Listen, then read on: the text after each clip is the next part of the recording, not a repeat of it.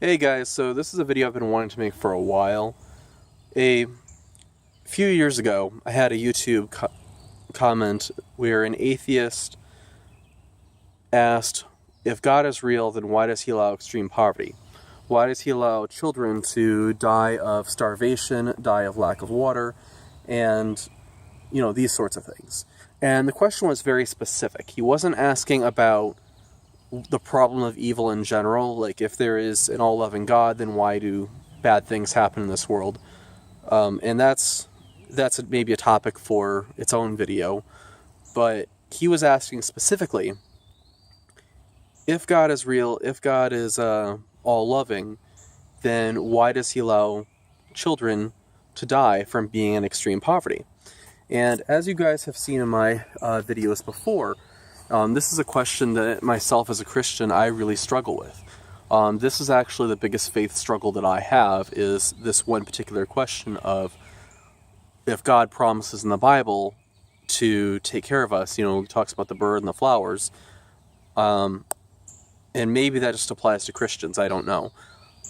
But if God promises to take care of us in Scripture, it says don't worry about tomorrow because you don't know what's going to happen tomorrow. Don't worry about your food, don't worry about your clothing, God will take care of you. And I think that's a very important thing, and it's a very important question to ask. Therefore, why does God allow these extreme poverty? And I think that as a Christian, it's important that we ask these questions. It's important to really challenge our faith and say, why does this happen?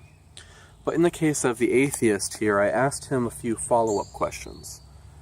I asked him, what he's ever done to give to charity.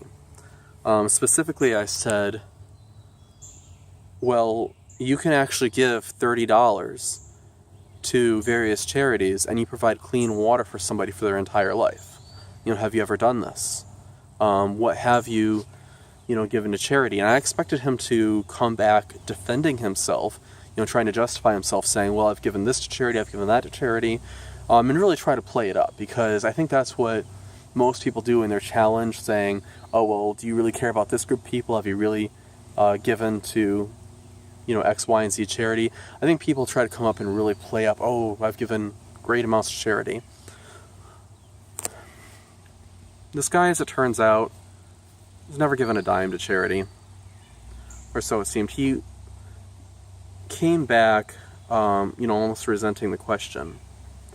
And, it's a valid question. If you're an atheist and you're going to ask, well, or if you're a Christian and, whoever you are, if you're going to ask, well, why does God allow people to die from living in extreme poverty, especially children?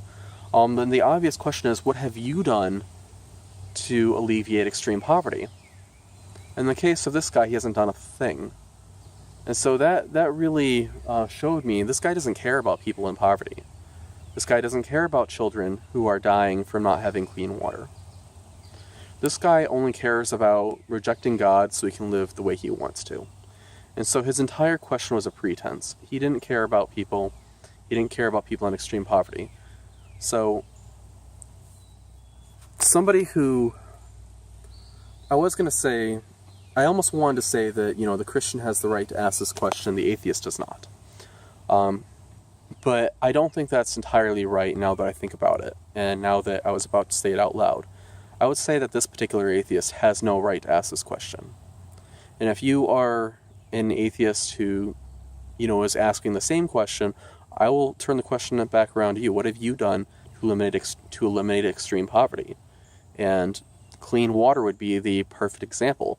$30 and you provide clean water to somebody for their entire life. And that's huge. That's beautiful. That's wonderful.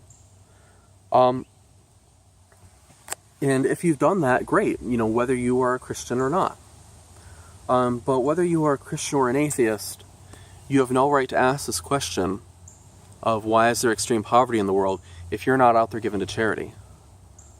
Now, if you run the math, there's about, I want to say it's 300 million people living in the United States, if I'm pulling numbers off the top of my head. I think it's more than that by a bit. And I want to say it's 1 billion people, maybe it's 2 billion, but I want to say it's 1 billion people in the world who do not have access to clean water. Now, if you assume $30, per person, because obviously it's going to be different for, different regions, but let's just assume about $30 per person to eliminate, this need for clean water. You can, if you break that number down, if everybody in the United States gave $30 3 times over the next year, we'd eliminate the need for clean water. We'd eliminate water poverty in the next year.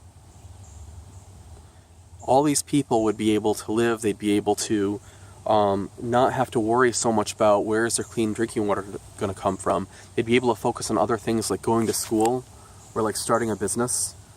And, then once they start a business, capitalism's one of the greatest things for bringing people out of poverty.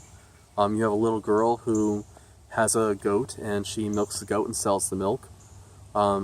Guess what? That's capitalism. And she turns around and sells the milk, or makes cheese out of it, and probably drinks some of the milk, eats some of the cheese. She's able to start a business now that she doesn't have to worry so much about clean water. So I think that this is an important issue. I think it's an important question. But in the case of this particular person who asked it, they didn't have any rights to ask it. And I looked at this person, well, not literally because this is online, but I looked at this person and said, this person is such a hypocrite. And I thought, this person is truly, truly evil. That, they live in the West, they live in the United States, I assume. I don't remember exactly where they said they live, but this person's speaking English, they're living in the West, and they're asking these sorts of questions. They're asking, well, why is this person living in extreme poverty, and they're not willing to lift a finger to help them. So I think that's kind of what I have to say about this. Leave some comments in the leave some comments in the comments section. Let me know what you guys think, and let me know what you think of this video. And I know that people can kind of be at each other's throats in the comments section, but try to focus on this. Instead of focusing on shooting arrows at the atheist or shooting arrows at the Christian, really focus on this question of, if you have not done anything to alleviate a problem, especially extreme poverty, then what right do you have to complain about it? What right do you have to lay that before God? And what right do you have to be angry at others or angry at God? What right do you have to judge others for not giving to charity if you yourself are refusing to give to charity? Especially if you live in the United States, and especially if you live in the West. Thank you for taking this time to watch this video. Please check out my other videos, and please feel free to share on Facebook, and subscribe, comment, and rate. This is Greg, out.